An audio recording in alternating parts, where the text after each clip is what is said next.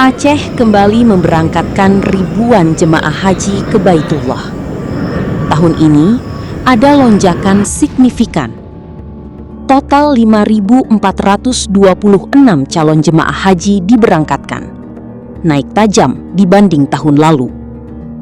Semua jemaah dibagi dalam 14 kloter.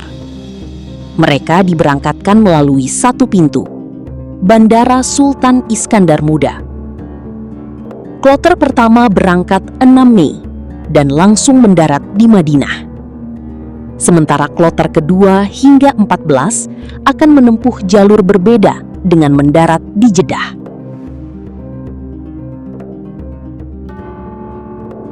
Banda Aceh menjadi pengirim jemaah terbanyak, disusul Pidi di urutan kedua dan Aceh Besar di urutan ketiga.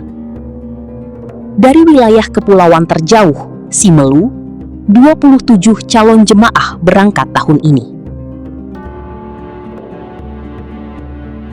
Puncak haji di Arafah diperkirakan jatuh pada 25 Mei.